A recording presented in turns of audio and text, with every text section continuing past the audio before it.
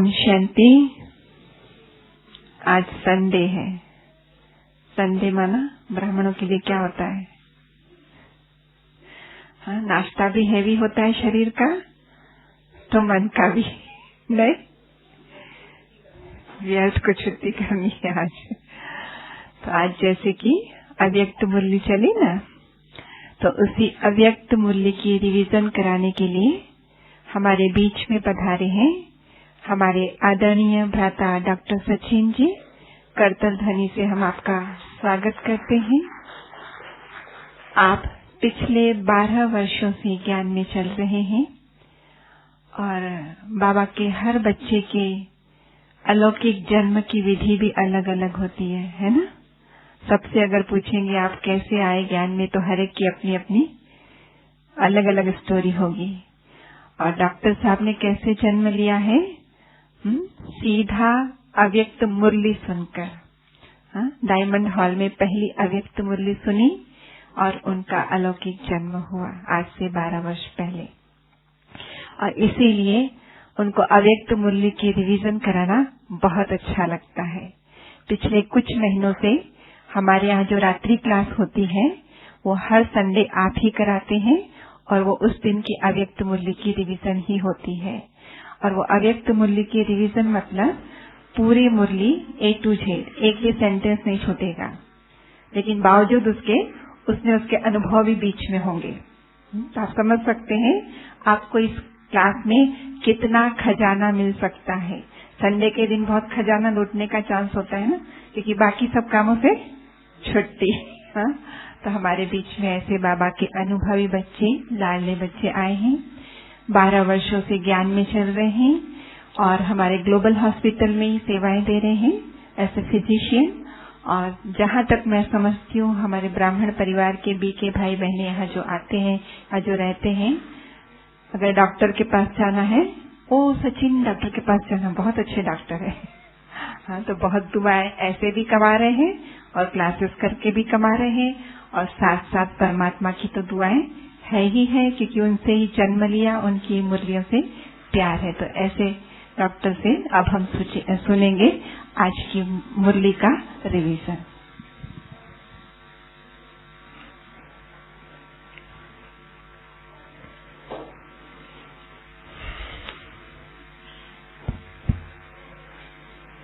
ओम शांति।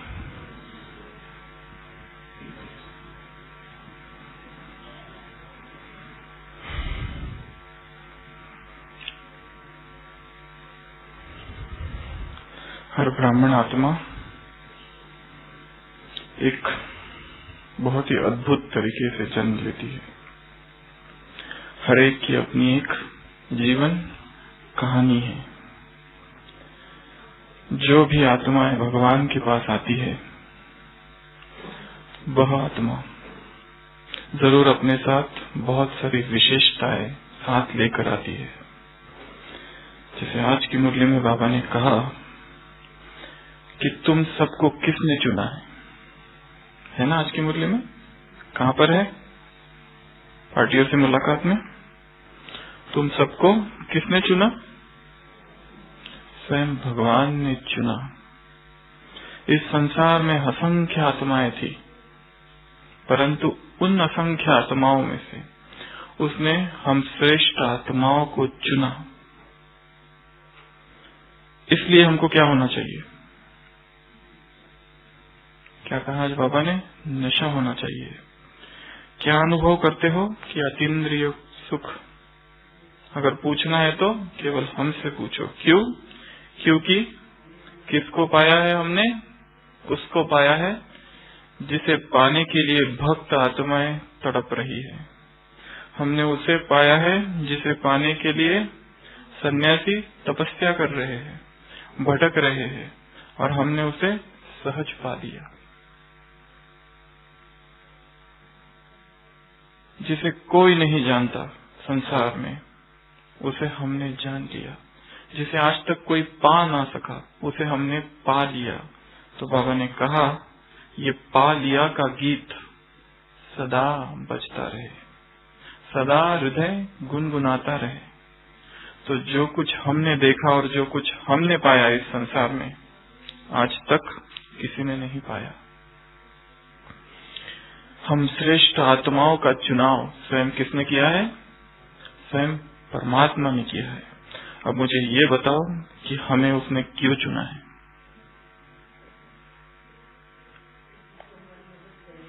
उसको हमारी मदद चाहिए, और क्यों चुना है उसने? इधर से भाइयों में से उसने कुछ महान कार्य, उसके कुछ महान कार्यों के लिए, और इसलिए चुना। उसके बच्चे तो सारी दुनिया है, डायरेक्ट बच्चे हैं, और कल तो पहले वाले हैं, और उसने हमें ही क्यों चुना? संसार में तो असंख्य आत्माएं थी, फिर हमें उसने क्यों चुना? हम सतयुग में जाने वाले हैं। और थोड़े नशे वाली पॉइंट्स बताओ जिसमें नशा हो। हाँ, शायद ऐसी कोई उसे कुछ विशेषता दिखी होगी जो संसार में और दूसरी आत्माओं में न थी, इसलिए उसने हमें चुना। किसने हमें चुना? हमने उसे चुना या उसने हमें चुना? क्यों हमने नहीं चुना? हम में हिम्मत ही नहीं थी, हम जानते नहीं थे। इधर नजदीक आ जाओ, पीछे सामने आ जाइए।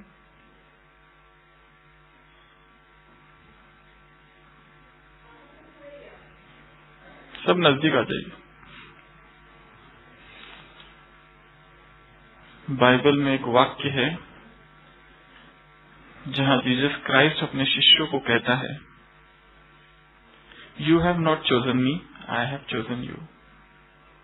आई have picked you up from this world, for you do not belong to this world.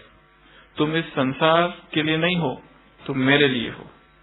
मैंने तुम्हें चुना है, मेरे कार्य के लिए तुम्हें मैंने चुना है। हम तो कहाँ डूबे हुए थे? संसार में डूबे हुए थे, भक्ति में डूबे हुए थे। आज कहा ना, तड़प रहे थे, जैसे संसार में, जाल में, माया के जाल में तड़प रहे थे। तो उसने आकर हमारा चुनाव किया अपने महान कार्य के लिए। तो तुम्हें क्या अनुभव होना चाहिए? अति इंद्रिय सुख। अति इंद्रिय सुख अर्थात हम पार्टियों से मुलाकात थी, आज की मुरली। अति इंद्रिय सुख अर्थात अति इंद्रिय सुख, वह सुख जो इंद्रियों की सहायता के बगैर प्राप्त किया जाए। सुपर सेंशुअस ब्लिस हैप्पीनेस, जिसमें इंद्रियों के जो रस है, शब्द, स्पर्श, रूप, गंध, ये जो रस है, इनसे परे जो सुख प्राप्त होता है उसे कहा जाता है अतीन्द्रिय सुख। तो वह अतीन्द्रिय सुख हमें प्राप्त हुआ। बाबा ने आज पूछा है, ये अनुभव होता है या केवल सुना हुआ है? ज्ञान की क्या परिभाषा दी आज बाबा ने मुरली में? ज्ञान अर्थात अनुभव, ज्ञान अर्थात समझ, ज्ञान अर्थात स्वरूप में लाना, ज्ञान अर्थात अनुभूति, ज्ञान अर्थात रियलाइजेशन। किसने कितना भी कुछ पढ़ा हो, परंतु अगर अनुभव नहीं है तो उसे ज्ञानी नहीं कहा जा सकता। ज्ञान की क्या परिभाषा दी बाबा ने आज? स्वरूप में लाना, प्रैक्टिकल में लाना। आत्मा हूँ, इसका अनुभव, परमात्मा का अनुभव, चक्र का अनुभव, हर चीज का अनुभव, ज्ञान के एक एक शब्द का अनुभव, हर शक्ति का अनुभव, हर गुण का अनुभव, हर एक वाक्य का अनुभव, हर चीज का अनुभव, इसे कहा जाता है ज्ञान। क्योंकि हमारी ये है कैसी? नई जीवन, नया जीवन, नया दिन, नई रात। ब्राह्मणों का सब कुछ क्या है? नया है। यहाँ पर विशेषता ही कौन सी है? नयापन, नवीनता, अनुभूति। और नवीनता ही कौन सी है? अनुभव। एक होता है सुनना, एक होता है सुनाना। कल का वरदान था ना, भाषण देने वाले तो बहुत है, तुम्हें क्या करना है? तुम्हें क्या करना है? भाषणा देनी है। सेवाएं कौन सी करो? अभी साक्षात्कार करने की, कराने की सेवा करो। तो ब्राह्मणों का सब कुछ नया है। प्रश्न ये है, हमारा क्या क्या नया है? सभी बताएंगे क्या क्या नया है हमारे इस जीवन में। कहाँ से आए आप लोग? सब दूसरे देश से यहाँ आ गए।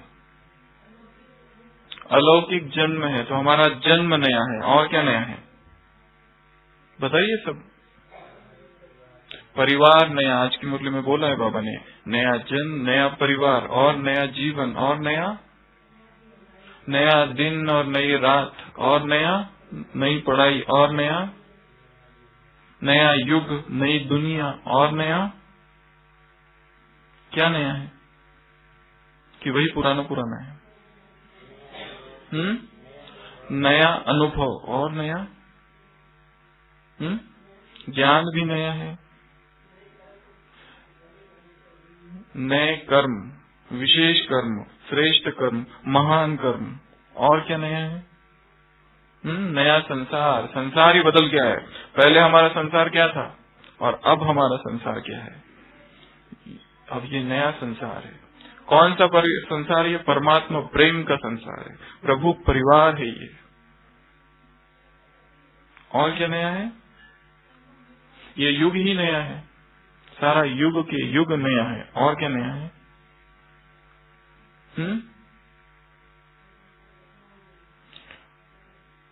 कौन भगवान? नया भगवान पहले कौन से थे? शुरुआत से अमृत वेले से चालू करो। हमारा हर अमृत वेला कैसा है? नया है। हर अनुभव कैसा है? नया है। भगवान से हमारे संबंध कैसे है? नए हैं। पहले जैसे संबंध नहीं है। आज मुरली में कहा ना, लौकिक बाप कौन सा वर्षा देता है? उलझन का। ये बाप कौन सा वर्षा देता है? खुशी का। अलौकिक बाप और अलौकिक वर्षा। हमारा सब कुछ नया है। हमारा चलना भी नया है, हमारा उठना भी नया, हमारा जागना भी नया। हमारी मुरली नहीं है कि पुरानी है वही हर दिन की? हर दिन की मुरली नई और हर दिन का वरदान नया और हर दिन का महावाक्य नया और हर दिन का प्रश्न नया और हर दिन का स्लोगन नया। और हर दिन का ब्रह्मा भोजन भी कैसा है हमारा? हमारा ब्रह्मा भोजन भी नया। और हमारी सेवाएं नई सेवाएं है। कैसी सेवाएं हमारी? नई। उसमें क्या नया है? अब हम जो सेवा कर रहे हैं, और संसार की आत्मा भी तो सेवा करती है, वहां पर भी सोशल वर्कर्स है। हमारी सेवा और वो सेवा में क्या अंतर है? हमारी निष्काम भाव से सेवा है, और निष्काम भाव से सेवा करने वाले भी संसार में बहुत है। फिर भी हमारी सेवा और उनकी सेवा में क्या अंतर है? पतित को पावन बनाने की थोड़ी नीचे का बताओ। और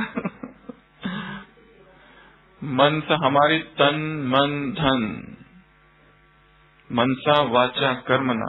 आज की मुरली में कहा है, मार्क्स किसके जमा होंगे? उनके जमा होंगे। उसमें एक पॉइंट है, तन मन धन जिन्होंने लगा लिया। मन वचन कर्म से जो सेवा करते हैं उनकी भी मार्क्स जमा होती है। तो हमारा कर्म नया है, हमारा कर्म श्रेष्ठ कर्म है, हमारा कर्म डायरेक्शन अनुसार है, हमारे कर्म श्रीमत अनुसार है। पवित्र कर्म। कैसे कर्म है? पवित्र कर्म। संसार के लोग जो है वो कमाते हैं, खत्म हो जाता है उनका। हमारा जमा का खाता कैसा है? लास्ट संडे की मुरली याद है ना? जमा करने की विधि है मनसा वाचा कर्मणा, सब में पवित्रता है। इसके लिए हमारे कर्म भी महान है, श्रेष्ठ है, श्रीमत अनुसार है, निस्वार्थ है, निष्काम है। हर एक कर्म कैसा है? संसार के कल्याण के लिए है। जो कुछ हम कर रहे हैं उससे स्वतः ही संसार का कल्याण हो रहा है। इसके लिए हमारे कर्म भी महान है और नए हैं। और क्या नया है हमारा? जीवन तो है ही, और उस जीवन में क्या नया है? हमारे संबंध, आपसी संबंध कैसे है? संसार के संबंध कैसे और हमारे संबंध कैसे? कल की मुरली में था ना, तुम हो भाई और बहन, ये प्रेम का नाता है। संसार में वैसा नाता नहीं है। संसार के संबंध विकारी है, संसार के संबंध दुख देने वाले हैं। जो भी संबंध उत्पन्न करो उसमें दुख ही मिलता है, क्योंकि वो दोनों ही संपन्न नहीं है। पर हमारे जो संबंध है अलौकिक है, उसमें दिव्यता है, उसमें महानता है। इसके लिए हमारे संबंध भी नए हैं।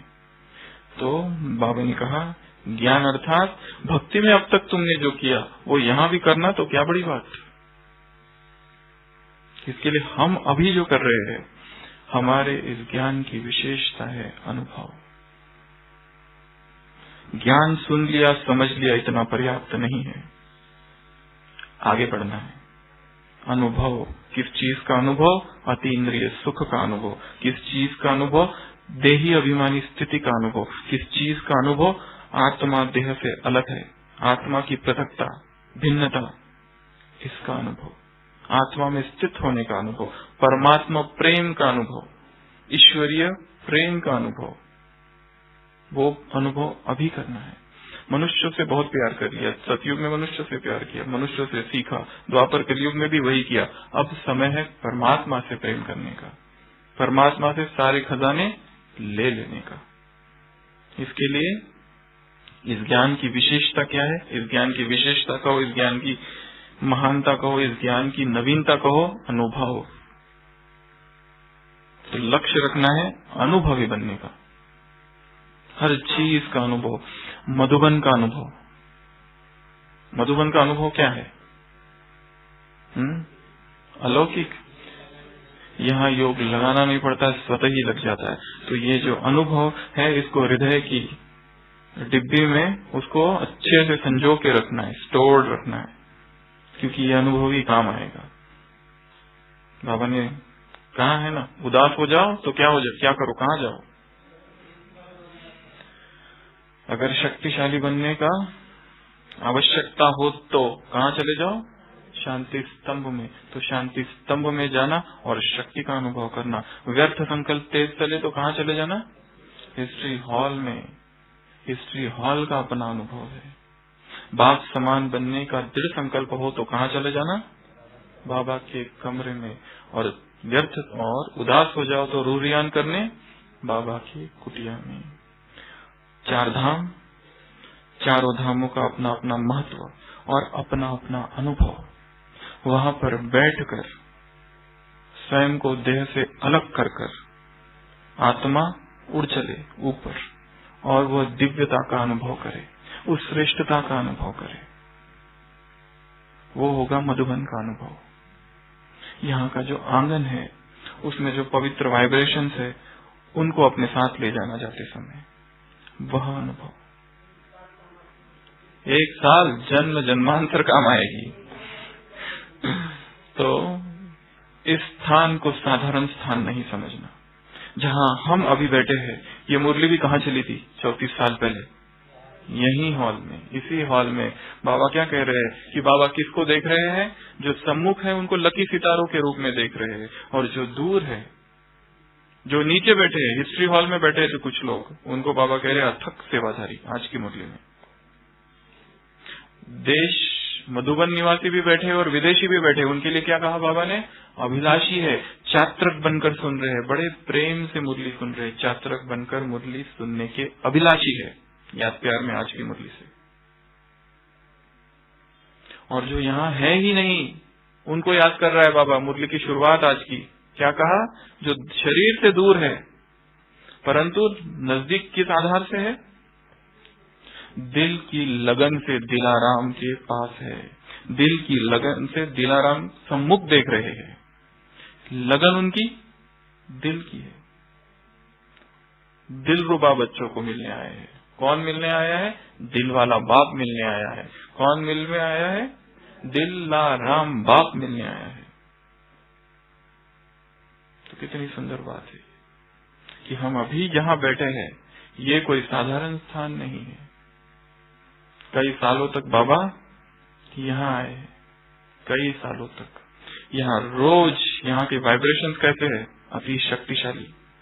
सुबह शाम योग होते रहता है। मधुबन में ऐसा कौन सा समय है जब योग नहीं होता है बताओ?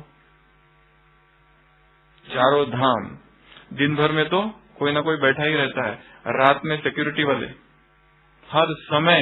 शायद ही कोई ऐसा समय है कि जहाँ योग नहीं हो रहा है। यहाँ पर कई समय पहले कुछ वैज्ञानिक मधुबन में आए थे और ये जो लाइन है बाबा का कुटिया से लेके तो शांति स्तंभ तक, यहाँ के उन्होंने वाइब्रेशंस चेक किए थे। उनके पास कुछ इंस्ट्रूमेंट्स थे, तो उन्होंने कहा था कि ये जो वाइब्रेशंस है इस संसार में ऐसे वाइब्रेशंस और कहीं नहीं। इतने श्रेष्ठ, इतने प्यूरिटी के से भरपूर, इतने पवित्रतम वाइब्रेशंस यहाँ पर है। तो ये स्थान ऐसा है कि यहाँ आते ही क्या हो जाता है? आत्मा उड़ जाती है। तो चाहे इस सृष्टि में कहीं पर भी रहो, बाबा ने हमेशा कहा है अपने आप को क्या समझो, मधुबन निवासी समझो। हमारा एक घर तो है परमधाम और दूसरा घर है मधुबन, तो सदैव अपने को मधुबन निवासी समझना, ये आज बाबा ने कहा। चलो अभी सीधा पूरी मुरली पर आते हैं। तो बाबा ने आज किस बारे में कहा, आप बताओ। 3 प्रकार के योगी। कौन से योगी है वो 3 प्रकार के? सबसे पहले फर्स्ट क्लास को योगी कौन से? जो निरंतर योगी है, एक। दूसरे योग लगाने वाले, और तीसरे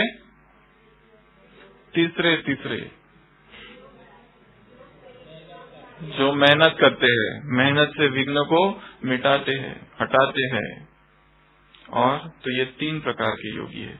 अभी हम चर्चा करेंगे सबसे पहले नंबर का योगी। कैसा होता है ये योगी? निरंतर योगी, अर्थात स्वतः योगी, अर्थात नेचुरल योगी। उदाहरण किसका दिया बाबा ने? एक उदाहरण दिया है यहाँ पर। कौन सा? राजा। अगर कोई पूर्व जन्म के पुण्य है, जैसे द्वापर की शुरुआत की बात, द्वापर की शुरुआत में जब भक्ति थी, सतोगुणी भक्ति थी, उस समय अगर किसी का जन्म पुण्य के हिसाब से, भक्ति के हिसाब से भक्ति अगर की है, पुण्य अगर की है, और किसी राजा के घर में जन्म लेता है कोई, तो संपत्ति, प्राप्ति, वर्षा, अधिकार, नशा स्वतः ही रहता है। क्या नशा रहता है? कि मैं राजा हूँ या राजकुमार हूँ। उसे याद नहीं करना पड़ता, कोई मेहनत नहीं करनी पड़ती। वैसे ही यहाँ पर भी सबसे फर्स्ट नंबर की योगी है, वो कैसे योगी है? स्वतः योगी, निरंतर योगी, कोई मेहनत नहीं करनी पड़ती योगी, योग युक्त है, नेचुरल स्वमानधारी है। 2 दिन के 4 दिन की राजाई ऐसे नहीं, सदा के योगी, निरंतर योगी, सतत योगी, ऐसी उनकी परिभाषा है। बटन दबाया संकल्प का और क्या हो जाता है? खजाने खुल जाते हैं, खजानों की खान, केवल बटन दबाने मात्र से। प्राप्तियों का भंडार कैसा है? भरपूर है वर्षे के आधार से। तो ये है फर्स्ट नंबर के योगी। तो हमें लक्ष्य कौन सा रखना है? फर्स्ट नंबर का। थोड़ा सा भी लक्ष्य नीचे ना हो, हमारा लक्ष्य हमेशा ऊंचा ही रखना है। निरंतर योग लगा हुआ रहे, निरंतर उसकी याद हमारे हृदय में रहे। पहले योगी ये है। तो दूसरे योगी कौन से हैं फिर? बिजनेसमैन। उनका स्टॉक तो रहता है, परंतु कभी नुकसान कभी फायदा, कभी प्राप्ति कभी अप्राप्ति, कभी संपन्न होते, कभी एकरस होते, तो कभी नहीं भी होते। कभी सब कुछ होता है और कभी कुछ नहीं होता है, और चाहिए, इस तरह की इच्छाएं होती है। उस कारण वो कैसे होते हैं? असंतुष्ट होते हैं, खुद भी संतुष्ट नहीं और दूसरों को भी संतुष्ट नहीं कर सकते। और उनकी कैटेगरी कौन सी है? योग लगाने वाले। अर्थात बाबा ने क्या कहा? जरूर उनका योग लगाना पड़ता है, टूटता है तो ही लगाते हैं ना। टूट रहा है, लगा रहे। बाबा के अभी पास है, अभी दूर है, अभी अभी बाबा के प्यार का अनुभव हो रहा है, और अभी अभी बाबा से वियोग, अभी अभी भूल गए, अभी अभी संसार में डूब गए, संसार की भाग दौड़ में कहीं खो गए। इनको बाबा ने कहा बिजनेसमैन। और तीसरे प्रकार है, वो कौन सा है? डेली वेजेस पे काम करने वाले लोग होते हैं ना संसार में। 200 कमाया, 200 खत्म, 2000 कमाया, 2000 खत्म, 2 घंटा योग किया, 2 घंटे का फल ले लिया। 2 दिन 4 दिन योग अच्छा, फिर 4 घंटा अच्छा, कभी 4 घंटा कभी 6 घंटा, इस तरह के योगी। वो भी कैसे है? बाबा ने कहा कभी दिल खुश तो कभी दिल शिकस्त, इस प्रकार की योगी है वो भी। भगवान को कौन से योगी पसंद है तीनों में से? निरंतर योगी। भगवान के नयनों में कौन समाया रहता है? निरंतर योगी। और एक वाक्य है आज ही की मुरली में, शुरुआत में ही, जो निरंतर उसके नयनों में कौन समाये रहते हैं? जो दिलरुबा है वो, और जो सदा उसकी याद में रहते हैं वो। और आज की मुरली से उसके नैनों में कौन समाया रहता है? इधर कन्याएं, जिनके दिल से कौन सा साज बजता है? बाबा, अनहद साज, हद का नहीं, अनहद साज निरंतर बजता रहता है। ऐसे जो बच्चे हैं वो बाबा के नैनों में समाये हुए हैं। और बाप के दिल तख्त पर कौन बैठे हैं निरंतर? आज की मुरली से पार्टी नंबर 2, जिसका दिल वाला बाप के साथ जो सदा रहते हैं, दिल लगा हुआ है। अभी 30 तारीख को जो रिकॉर्डिंग हुआ था मुरली का, जो सुनाया गया था, कौन सी तारीख थी वो? 15 दिसंबर 2011 की मुरली। उसमें भी यही बात थी कि बाप दादा के दिल तख्त पर कौन विराजमान होते हैं? 2। पहले वो जिन्होंने बाप को अपने दिल तख्त में विराजमान किया है, और दूसरे जो श्रेष्ठ स्थिति में मास्टर सर्वशक्तिमान है। ऐसे जो बच्चे हैं वो बाप दादा के दिल तख्त पर है। दिल तख्त पर बैठना अर्थात उसके अति प्रिय है, उसके समीप है। और इस तख्त के अगर नीचे आ जाते हैं तो नीचे क्या है? माया का तख्त, फांसी का तख्ता। तख्त नहीं, तख्ता। ऊपर है तख्त और नीचे है तख्ता। चढ़े तो चाके वैकुंठ रस और गिरे तो चकनाचूर। तो एक तो परमात्मा दिल तख्त होगा या तो फांसी का तख्ता होगा। कौन सा चाहिए? बाबा ने कहा एक तो ये या एक तो वो, चूज एनी वन। दिल तख्त पर बैठने के लिए कौन बैठ सकता है? उसकी भी क्राइटेरिया है। उस स्थान पर हर एक नहीं बैठ सकता है। बाबा ने कहा नंबरवार है। पवित्र बनो योगी बनो, ये स्लोगन है। उसके बाद ही तो योगियों का विस्तार किया बाबा ने आज। जिसमें जितनी पवित्रता है वो वहां बैठ सकता है। जितना जिसका योग है, 2 आधार बताए ना, एक योग और एक पवित्रता। योगी बनो पवित्र बनो, इस स्लोगन के आधार पर ये 3 कैटेगरी बाबा ने देखी आज। तो सबसे पहले जिनकी पवित्रता कभी भी खंडित नहीं होती, मनसा वाचा कर्मणा स्वप्न तक भी, ऐसे जो संपूर्ण पावन पवित्र है वो उसे अति प्रिय है। और जिनका योग सदा ही लगा रहता है वो उसके दिल तख्त पर बैठते हैं। नीचे तख्ता है और ऊपर तख्त है। क्या चाहिए? बाबा ने पूछा है। अगर संकल्प में भी कहीं पर भी रस्सी क्या जुटी हुई हो तो नीचे आ जाएगी। देह भी याद नहीं आए, बाबा ने बहुत अच्छी बात कही यहाँ पर। अगर देह याद आया तो क्या हो जाएगा? कौन कौन याद आएगा? 20 बातें बताओ। अगर देह याद आ जाए तो क्या याद आएगा? देह याद आ गया तो क्या क्या याद आएगा? देह का परिवार, देह के संबंधी और देह के पदार्थ, देह की दुनिया, देह की इच्छाएं। और देह याद आते ही क्या दिखता है? सब दिखेगा। स्त्री है कि पुरुष है, काला है कि गोरा है, छोटा है या बड़ा है, किस देश का है, गरीब है या अमीर है, किस धर्म का है, सब याद आ जाएगा। भूख याद आ जाएगी, प्यास याद आ जाएगी, देह से संबंधित सब याद आ जाएगा। देह की बीमारी याद आ जाएगी। जैसे लोगों को बीमारी तो रहती है पर डॉक्टर को देखते तो थोड़ी और ज्यादा आ जाती है, याद आती है सारी कंप्लेंट्स।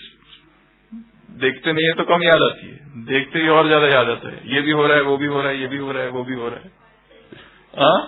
फाइल खुल जाती है पूरी की पूरी। तो देह की बीमारियां, और देह को याद आने से क्या याद आ जाता है? देह अभिमान आ जाता है। अच्छा, देह अहंकार, मैं क्या हूँ, मैं ये हूँ, मैं वो हूँ, मैंने ये किया, मैंने वो किया, मैं ऐसा करता हूँ, मैं वैसा करता हूँ, मेरे जैसा और कोई नहीं करता, सब याद आ जाता है। मालिक से नौकर बन जाते हैं।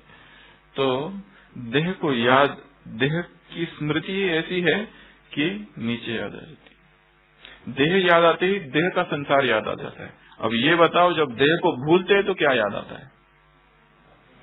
आत्मा याद आ जाती है और घर याद आ जाता है, और परमधाम, सतयुग, सारा चक्र, हमारे अपने सारे स्वरूप, सब कुछ याद आ जाता है।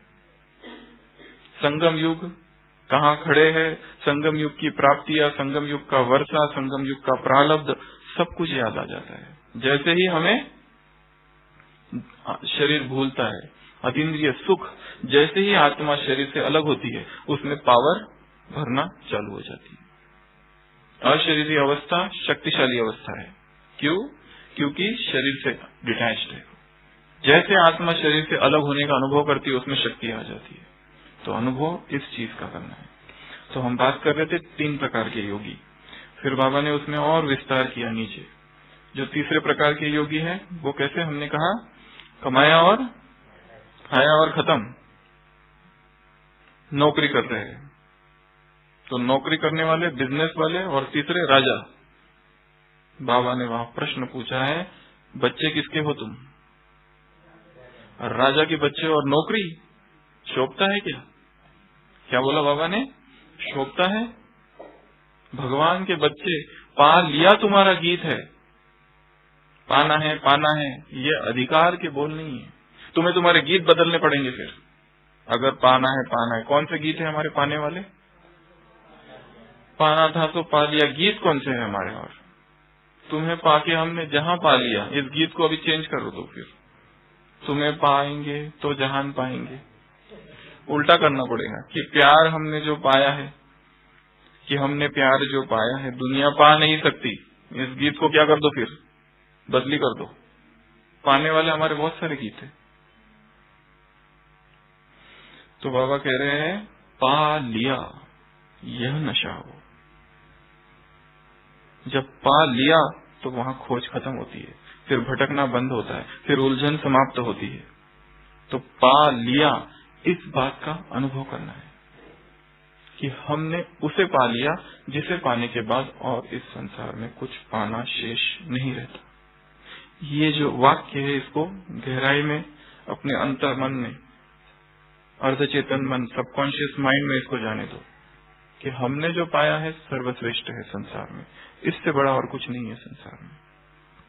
तो पा लिया। भगवान कहते हैं, मैं तुम्हें क्या देने आया हूं और तुम क्या मांगते हो? मैं तुम्हें हीरे देने आया हूं और तुम क्या मांग रहे हो? कागज। किसकी संतान हो? सागर की संतान। किसके बालक हो? संपन्न बाप के बालक हो। तो तुम्हें नशा रहना चाहिए, बालक हो मालिक, मालिकपन का नशा रहना चाहिए कि उसका जो खजाना है वो सारा हमारा है। 9 प्रकार के खजाने गिनाए हैं। भक्ति में नवनिधि कहते हैं। ज्ञान में वो कौन से खजाने हैं हमारे? बाबा से हमें कौन से खजाने मिलते हैं? ज्ञान, गुण, शक्तियां, 3 हो गए। और पवित्रता, शांति तो गुण शक्ति में आता है। और खुशी, और बाकी है दुआएं, पुण्य कर्म। ज्ञान, गुण, शक्तियां, समय, संकल्प, खुशी, पवित्रता, दुआएं और पुण्य कर्म। ऐसे ये 9 खजाने हैं। खजाने तो अनगिनत है, संतुष्टता भी खजाना है, बोल भी खजाना है, ऐसे तो अनगिनत है, पर ये 9 कई जगह बाबा ने गिनाए हैं। तो सारे खजाने जो उसके हैं वो हमारे हैं। इसके लिए बाबा ने आज जो कहा ना, एक एक शब्द का अनुभव, एक एक वाक्य का, एक एक लाइन का अनुभव, इसे ज्ञान कहा है। फिर बाबा ने थोड़ा याद प्यार दिया। आज की मुरली में और एक बात कही बाबा ने बहुत, कि बाबा आज किस लिए आए हैं? मुरली सुना चलाने नहीं आए हैं, पार्टियों से मिलने आए थे, फिर भी मुरली चला दी। उसका कोई एक राज है। वो कौन सा राज बताया? क्योंकि भगवान को खींच रहे कुछ बच्चे। वो जरूर कौन से बच्चे हैं? आज्ञाकारी बच्चे, जो स्वतः योगी है, जो फर्स्ट नंबर के योगी है, वो बच्चे उसे खींच रहे हैं। भगवान को भी खींच रहे हो, भगवान भी उनसे मिलने के लिए आतुर है। कितनी उनकी पावरफुल स्टेज होगी। जो देश विदेश के बच्चे, ऐसे महावीर, क्या कहा बाबा ने? महावीर जो बच्चे हैं, उनसे मिलने बाबा आए हैं। उनके लिए ये मुरली चली है, ये राज है बाबा ने कहा इस मुरली में। तो इस मुरली का सार है, हमें क्या बनना है? एक महान योगी बनना है, एक महान तपस्वी बनना है, निरंतर योगी बनना है, नेचुरल योगी बनना है, स्वराज्य अधिकारी, नेचुरल स्वराज्य अधिकारी बनना है।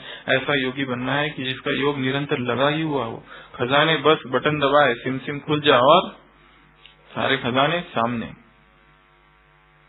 आप और बाप स्लोगन था ना, इतना कंबाइंड रहो कि तीसरा कोई आकर अलग कर न सके। हमारा और उसका, उसमें जो खाई है, जो अंतर है, जो डिस्टेंस है, वो धीरे धीरे कम कम होता जाए। हमें ये अनुभव हो कि हम जहां भी जा रहे हैं वो हमारे साथ है, हम जो भी कर रहे हैं वो हमारे साथ है। चलते फिरते उठते बैठते, केवल बाबा के कमरे में गए और बैठे वो योगी नहीं, निरंतर योगी, ये हमारा लक्ष्य है। तो यहाँ मुरली बाबा ने पूरी की। उसके बाद में पार्टियों से मुलाकात में क्या कहा बाबा ने? फर्स्ट पार्टी बंगाल, बिहार और नेपाल। क्या कहा बाबा ने उनसे? याद करो, याद रखनी है थोड़ी चीजें। जब तक याद नहीं तब तक नशा कैसे चढ़ेगा, चिंतन कैसे होगा? चिंतन तो तब होता है जब बुद्धि में कुछ पहले से पॉइंट्स हो। इसके लिए अपनी डायरी में, कल भी मुरली में कहा था, पढ़ाई का भी रजिस्टर हो तो तुम्हारी चलन का भी रजिस्टर हो, 2 रजिस्टर हो। याद है ना कल की साकार मुरली? 2 रजिस्टर हो तो पढ़ाई की भी पॉइंट्स तुम्हारे कहाँ हो? बुद्धि में। हाँ, उच्च पद पाना है बोला ना तो पोता में तो देखना पड़ेगा। फिर पढ़ाई का भी रजिस्टर चाहिए, अच्छे अच्छे जो महावाक्य उसे लिख के रखना है डायरी में। और केवल डायरी में लिख के नहीं रखना, पढ़ते रहना, उसे याद करते रहना और उनके ऊपर फिर आगे चिंतन करना। ठीक है। तो फर्स्ट पार्टी से क्या कहा बाबा ने? मुरली तो बहुत सुनी, वही बात कही उसमें भी, मुरली तो बहुत सुनी, अब क्या करना है? स्वरूप में लाना है। बालक सो मालिक, इसको स्वरूप में लाना है, स्मृति में लाना है। संगम युग की विशेषता क्या बताई बाबा ने उसमें? अभी अभी पुरुषार्थ और अभी अभी प्रत्यक्ष फल, अभी अभी स्मृति स्वरूप और अभी अभी क्या? प्रारब्ध। साथ साथ हो, ऐसा नहीं कि प्रारब्ध उधर मिलेगा, यहीं पर प्रारब्ध है। अभी इसी समय पुरुषार्थ कर रहे, साथ साथ परमात्मा प्रेम का भी अनुभव हो रहा है। यही तो श्रेष्ठ स्थिति है। ये तो केवल मेहनत ही करते रहे, उसमें क्या है? बाबा ने कहा अमृत वेले कोई फरियाद तो नहीं करते हो? फरियाद अर्थात मांगना, फरियाद अर्थात कंप्लेंट। फरियाद के 2 अर्थ होते हैं, एक है कंप्लेंट और दूसरा होता है पुकार, याचना करना। कोर्ट में जाते हैं ना फरियाद लेकर, तो वो एक अर्थ है। तो बाबा कहते एक तो याद रहेगी या तो फरियाद। ब्राह्मण क्या मांगते हैं बाबा से?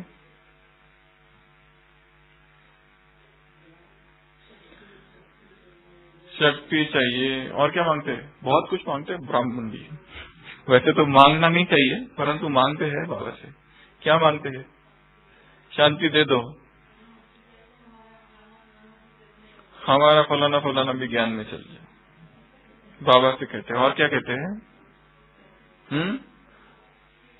हमको ठीक कर दो।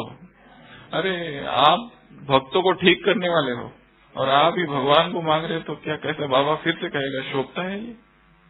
सोचो कोई देवी है मंदिर में, दुर्गा अष्टभुजाधारी, शेर पर सवार, सारे भक्त सामने हैं और देवी को पुकार रहे, हे माँ, हे जगत जननी। और देवी खुद किसको पुकार रही है? तो जो शेर पर सवार दुर्गा भाग रही है और पीछे भक्त, और देवी भाग रही है बाबा के पास मदद के लिए। कैसा दृश्य है ये? भक्त कह रहे हैं माँ बचाओ और देवी कह रही है बाबा बचाओ। तो क्या हो जाएगा? भक्त कह रहे हैं कि हे पाप नाशिनी, हे जगत जननी माँ, हमारे दुख दूर करो। और ब्राह्मण आत्माएं कह रहे हैं बाबा पहले तुम हमारे दुख दूर करो, फिर हम उनके दुख दूर करेंगे, भक्तों के। अच्छा, ब्राह्मणों को कोई दुख नहीं है? बहुत अच्छी बात है। फिर तो अगर ब्राह्मण दुख से मुक्त है तो बाबा ने आज कहा प्रभात में आ गए, पुरानी दुनिया से किनारा कर लिया, रात समाप्त हुई। एक पार्टियों से मुलाकात में है ना लास्ट, प्रभात में आ गए, रात खत्म हुई, दुख की दुनिया से किनारा कर लिया। दुख हो नहीं सकता, दुख की लहर आ नहीं सकती। ऐसा तो हो तो बहुत बढ़िया, परंतु ब्राह्मण भी थोड़े थोड़े दुखी रहते हैं अंदर से। ठीक तो है, कहते हैं वो तो बहुत अच्छी बात है। तो दुख दुख का अनुभव, दुख से कैसे छूटा जाए। दुख तो एक अंधकार की तरह है ना, वो तभी जाएगा जब प्रकाश आएगा। दुख से लड़ाई तो नहीं की जा सकती ना, क्योंकि दुख तो अंधकार है, अज्ञान है। वो किसी कमरे में सोचेगा अंधकार है 1000 साल से, अभी हमने सोचा कि अंधकार बहुत बलवान है, सारी सेना लेकर जाएंगे उस अंधकार को हटाने के लिए, तलवार लेकर जाएंगे और अंधकार से युद्ध करेंगे, तो निकलेगा क्या? कैसे निकलेगा अंधकार उस कमरे से? हमने संकल्प किया, दृढ़ संकल्प, मैं विजयी आत्मा हूँ, और तलवार लेकर गए अंधकार से लड़ाई करने के लिए, तो जाएगा वो? नहीं जाएगा। वहां किसको लाना पड़ेगा? बस अंधकार तो अभाव है प्रकाश का। हमारा अगर दुख है तो वो सुख का अभाव है। हम स्वस्थिति में स्थित नहीं है। स्वस्थिति में स्थित होने की निशानी आज बाबा ने कही है। कौन सी है? स्वस्तिका, कहा है ना वरदान में। तो ये हमारी निशानी है, नॉलेजफुल होकर। तो जहाँ ज्ञान आ जाता है, जहाँ समझ आ जाती है, वहाँ अंधकार तो विलीन हो जाएगा, वहाँ अंधकार रह ही नहीं सकता। इसके लिए अग्र पूजा, सबसे प्रथम पूजा गणेश की होती है। कोई भी शुभ कार्य से पहले, वरदान में बोला है ना बाबा ने, इसके लिए हर संकल्प करने से पहले, हर कर्म करने से पहले क्या करो? सोच समझकर, समझदार बनकर, मास्टर नॉलेजफुल की स्थिति पर स्थित होकर कर्म करना है। ये हमारा नहीं, हमारा प्रतीक है। हम बात कर रहे थे दुख की। अगर जीवन में अब भी दुख है, मतलब ज्ञान की कमी है। आंसर, ज्ञान को बढ़ाओ। और ज्ञान मिलेगा कहाँ से? मुरलियों से। इसके लिए मुरलियों का चिंतन करना बहुत जरूरी है, अध्ययन करना बहुत जरूरी है। ऑलरेडी सबने लेट एडमिशन ली है यूनिवर्सिटी में। लेट ली या जब से आए तब से है सब? भगवान कब से आ चुका है संसार में, और हमने एडमिशन बहुत लेट ली है। तो पढ़ाई फास्ट करनी पड़ेगी। कभी एक मुरली में बाबा ने कहा है विदेशियों से मुलाकात में कि विदेशियों को फंसने की बहुत आदत होती है, परंतु अभी फास्ट जाने की आदत डालो।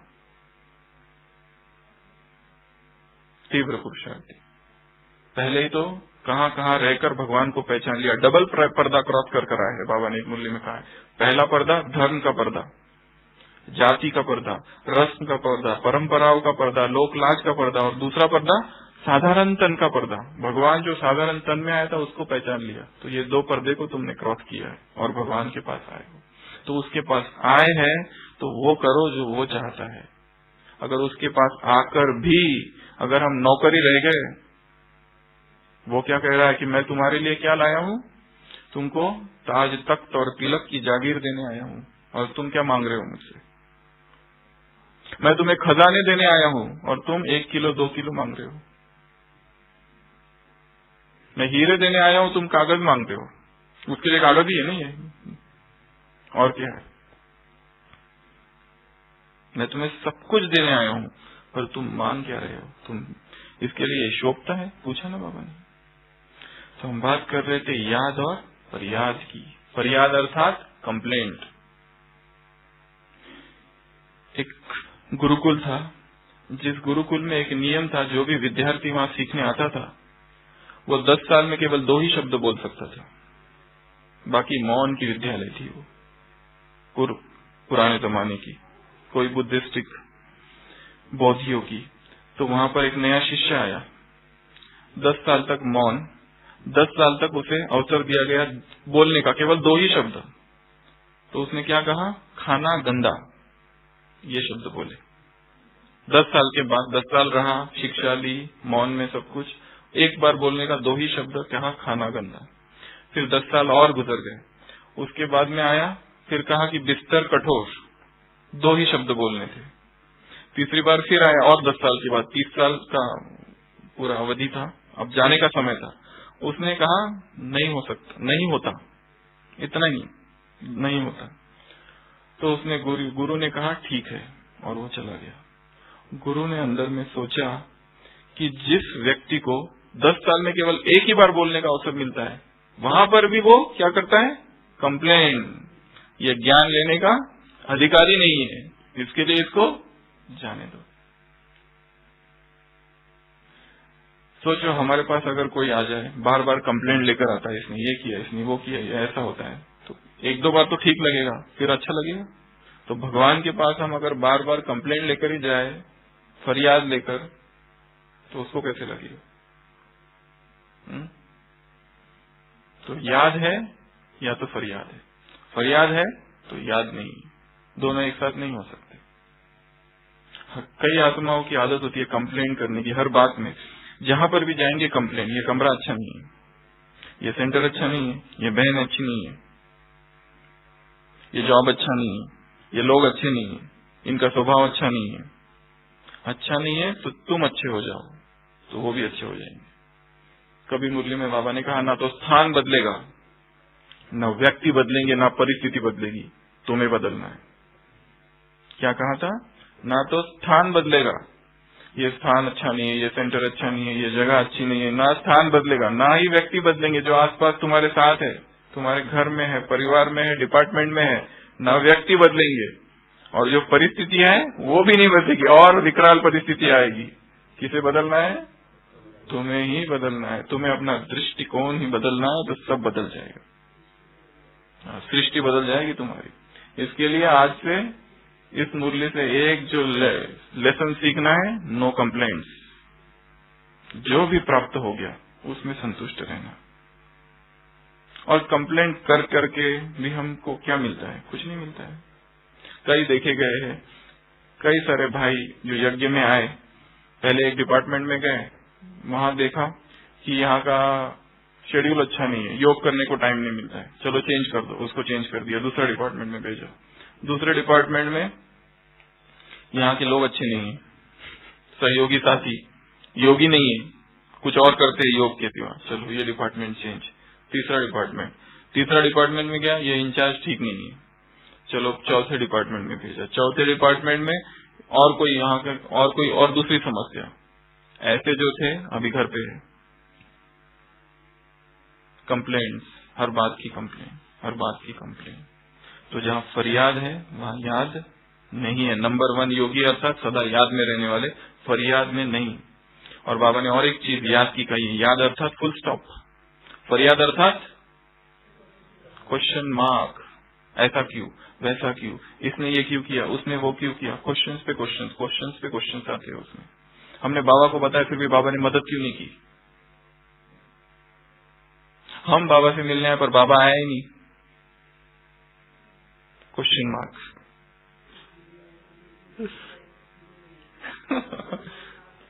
बाबा निरंतर साथ है, वो तो आ रहा है, पर हमारा मिलन तो निरंतर ही हो रहा है, अमृत वेला हो रहा है, हर समय हो रहा है। कोई प्रश्न नहीं, जीवन में प्रश्नों से जैसे हम पार चले गए, अब कोई प्रश्न नहीं रहे, अब कोई उलझन नहीं रही। उलझन तो बाबा ने कहा ना, लौकिक बाप का वर्षा, यहाँ तो खुशी है, अलौकिक बाप अलौकिक वर्षा। अब क्या चाहिए? और अभी भी कंप्लेंट ही करते रहोगे? परीक्षाएं तो होगी ना, निश्चय की परीक्षाएं होगी, निश्चय की परीक्षा। नहीं तो पता कैसे चले? माँ बाप कभी अपने बच्चों को ऐसे स्कूल में भेजते जहाँ परीक्षा ना हो, कोई पेपर ही ना हो? पेपर तो होंगे ना, पेपर तो होने ही चाहिए। पेपर होंगे तब तो पता चले कि कितने पानी में हो। सब हमारी तारीफ ही करते रहे और हम कहें हम महान योगी, अच्छा लड़ो, निंदा स्तुति जय पराजय हानि लाभ मान अपमान सब में एक रस, तो कौन मानेगा? कोई अपमान करे उसके बाद में अगर कोई अचल है तो कहें भाई योगी है। अगर सब कुछ छीन लिया जाए, मान प्रतिष्ठा पद धन संपत्ति, और फिर भी हम अचल है तो कहेंगे योगी है। अपमान हो गया फिर भी हम अचल है तो योगी है। निंदा हो रही है फिर भी हम अचल है, फिर तो हम योगी है। सारे प्रशंसा की प्रशंसा कर रहे हैं और हम सोच रहे हम योगी है। ये कोई योगी अर्थात समभाव, इक्वानिमिटी। योगी अर्थात स्थित प्रज्ञ योगी की बात है गीता में, तो वो बात वहां पर बाबा ने कही। उसके बाद हाँ, तो वो तो स्लोगन है हमारा। और एक बात, हाँ, एक जो चर्चा का विषय है, योगी किसे कहा जाएगा, योगी के क्या लक्षण है। आज की मुरली को छोड़कर योगी अर्थात जो एक रस है, योगी अर्थात अप्रभावित, योगी अर्थात अस्पर्श की अवस्था है, संसार में है परंतु यहाँ नहीं है। योगी अर्थात निरंतर साक्षी भाव, इस ड्रामा को, इस खेल को जो निरंतर साक्षी होकर देखते रहता है। यहाँ की कोई भी बात आंतरिक अवस्था को प्रभावित नहीं करती। वो साक्षी की अवस्था जो है वो योगी की अवस्था है। और योगी के क्या लक्षण है? संतुष्टता। किसी भी परिस्थिति में योगी संतुष्ट रहता है। संतुष्टः सततम योगी, गीता में वाक्य है। योगी अर्थात जो निरंतर संतुष्ट है। सब कुछ मिल रहा है तो भी संतुष्ट, कुछ नहीं मिल रहा है तो भी संतुष्ट। विवेकानंद के जीवन में दिखा है, कभी कभी उसको महलों में स्थान मिल रहा है रहने के लिए, कभी कभी वो फुटपाथ पर सो रहा है, कभी कभी उसका स्वागत हो रहा है कहीं कहीं जगह पर, कहीं कहीं लोग उसको गांव से पत्थर मार रहे हैं, वो कह रहे हैं कि देखो इतना जवान और भीख मांग रहा है, काम नहीं करने आता है, काम करना चाहिए तुमने तो, ये क्या सन्यासी के वस्त्र धारण कर लिए और भीख मांगने निकले हो, भिक्षा मांगने। तुम्हारे जैसे युवकों ने तो काम करना चाहिए। समभाव हर परिस्थिति में, ये योगी की परिभाषा है। इस संसार की कोई कमलवत अवस्था, अस्पर्श अवस्था, अनटच्ड, इंटैक्ट। बाबा ने कहा है ना मुरली में, आत्मा निर्लेप नहीं है, वो समझते हैं निर्लेप है, परंतु मैं आत्मा निर्लेप हूं, ये हमारा समान है। एक निर्लेप हूं अर्थात किसी के बोल, किसी का व्यवहार, गलत बोल, इससे अप्रभावित, निर्लेप अवस्था, ये योगी की परिभाषा है। उसके बाद आगे क्या कहा बाबा ने? सेवाओं के लिए कहा कुछ। मार्क्स जमा करने की विधि क्या बताई? मार्क्स किसके जमा होंगे, रजिस्टर में किसका जमा होगा? आज की मुरली से 3rd पेज याद करो जरा, किसका जमा होगा? जो सहयोग देंगे सेवा में उनका जमा होगा, जो केवल हाजिर होंगे उनका जमा होगा, जो डायरेक्शन प्रमाण चलेंगे उनका जमा होगा। और किनका जमा होगा? जो सहन करेंगे। जो जितना ज्यादा सहन करेगा उसका उतना ज्यादा जमा होगा। सहन करने वाले ही बाबा ने कभी क्या कहा है? सहनशाह बनते हैं। और किसका जमा होगा? जो तन मन धन अर्पण करेंगे उनका जमा होगा, रजिस्टर में उनका जमा होगा। हाँ, ब्राह्मणों को इकट्ठा होना ही है। फिर बाबा ने कुछ भविष्यवाणियां की है आज की मुरलियों में। क्या क्या कहा? सारे ब्राह्मण अगर एक जगह इकट्ठा हो जाए तो क्या क्या करना पड़े। अगर दिल्ली में इकट्ठा हो जाए तो दिल्ली को अपना बनाना पड़ेगा। अगर आबू में इकट्ठा हो जाए तो आबू रोड को अपना बनाना पड़ेगा। बाबा ने कलकत्ता के विक्टोरिया ग्राउंड को याद किया। क्या कहा? वो एक दिन तुम्हारा हो जाएगा, तुमको पूरा पुकारेंगे हमारे मकान में आओ, और क्या कहेंगे? आओ पधारो। ये राष्ट्रपति भवन पे एक दिन क्या हो जाएगा? तुम्हारा घर बन जाएगा। फिर हम मुरली कहाँ सुनेंगे? राष्ट्रपति भवन में बैठकर। ठीक है ना नीना बहन? और फिर हम उसके मुरली सुनने के बाद बाजू में मुगल गार्डन भी है। बाबा हमेशा मुगल गार्डन को याद करता है। खासकर उसका जो माली है उसकी पगार पर बाबा की बहुत आंख है, लंबे समय से हमेशा याद करते हैं ना बाबा, मुगल गार्डन के माली की पगार अच्छी है। तो मुरली होने के बाद हम कहाँ जाएंगे? मुगल गार्डन थोड़ा घूमने। अभी तो बंद ही रहता है, साल में एक बार खुलता है फरवरी में। तो ये राष्ट्रपति भवन भी तुम्हारा हो जाएगा, विक्टोरिया ग्राउंड भी तुम्हारा हो जाएगा।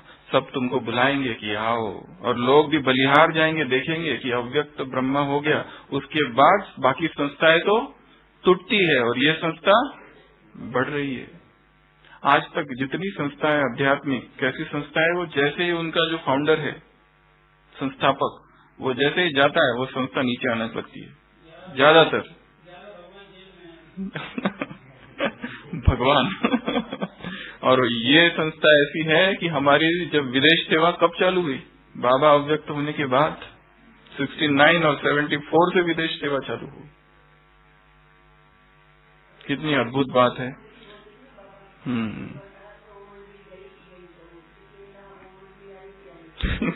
रिचेस्ट इन द वर्ल्ड बाबा ने कहा है, ये कभी डूब नहीं सकती, क्योंकि स्थापना कौन कर रहा है? स्वयं भगवान ने इसकी स्थापना की है।